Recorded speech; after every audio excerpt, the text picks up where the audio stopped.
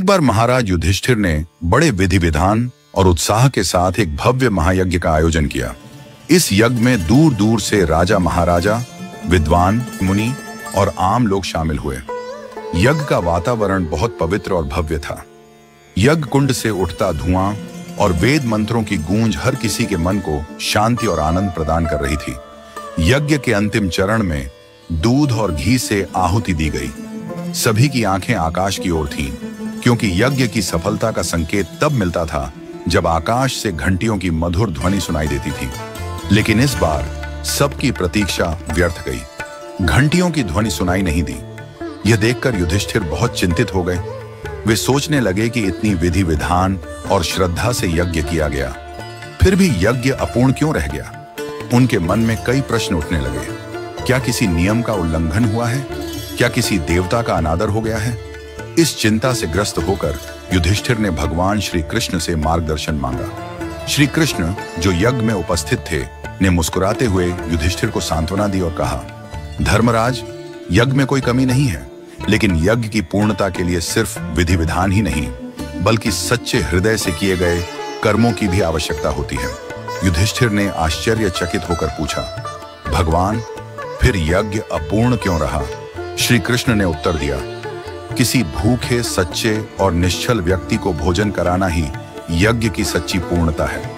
जब ऐसे व्यक्ति की आत्मा तृप्त होगी, तभी आकाशीय घंटियों की ध्वनि सुनाई देगी। युधिष्ठिर ने श्री कृष्ण की सलाह को गंभीरता से लिया और उस सच्चे भूखे व्यक्ति की खोज में निकल पड़े। वे गांव-गांव घूमे, कई लोगों से मिले, लेकिन किसी का हृदय इतना निश्चल नहीं लगा। अंततः एक सुदूर गांव में उन्हें एक साधारण और निर्धन व्यक्ति की कुटिया मिली। युधिष्ठिर ने उस व्यक्ति से विनम्रता से कहा, बाबा, मैं युधिष्ठिर हूं। मैं आपके पास एक विशेष उद्देश्य से आया हूं। कृपया हमारे यज्ञ में आकर भोजन करें। यह यज्ञ की सफलता के लिए अत्यंत आवश्यक है। वह निर्धन व्यक्ति पहले झिझकते हुए बोला, महाराज, मैं तो एक साधारण और निर्धन व्यक्ति हूं। भला मेरे भोजन करने से आपके यज्ञ की सफलता कैसे हो सकती है? लेकिन युधिष्ठिर ने उसे समझाया और बड़ी विनम्रता से प्रार्थना की। अंततः उसकी सहमति से युधिष्ठिर उसे यज्ञ स्थल पर ले आए। वहां द्रौपदी ने अपने हाथों से स्वादिष्ट भोजन तैयार किया और उस व्यक्ति को बड़े आदर के साथ परोसा। ज्यों ही उस निर्धन व्यक्ति ने भूख से बेहाल होकर भोजन ग्रहण किया और तृप्त होकर डकार ली, उसी क्षण आकाशीय घंटियों की मधुर ध्वनि गूंज उठी। सभी लोग आश्चर्यचकित हो गए और खुशी से झूम उठे। युधिष्ठिर ने श्री कृष्ण से पूछा, भगवान, इस निर्धन व्यक्ति में ऐसी कौन सी विशेषता है कि उसके भोजन करने के बाद ही यज्ञ सफल हो सका? श्री कृष्ण ने मुस्कुराते हुए उत्तर दिया, धर्मराज, यह व्यक्ति कोई विशेष नहीं है। यह केवल एक सामान्य, भूखा और निर्धन व्यक्ति है। आपने पहले जिन लोगों को भोजन कराया, वे सभी पहले से ही तृप्त थे। जो लोग पहले से ही संतुष्ट हैं, उन्हें भोजन कराना कोई महान कार्य नहीं है।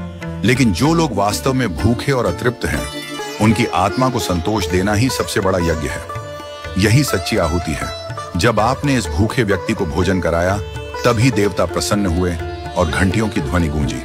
श्री कृष्ण के इन शब्दों से युधिष्ठिर और वहां उपस्थित सभी को यह महत्वपूर्ण शिक्षा मिली कि सच्ची सेवा वही है जो जरूरतमंदों की मदद से की जाए।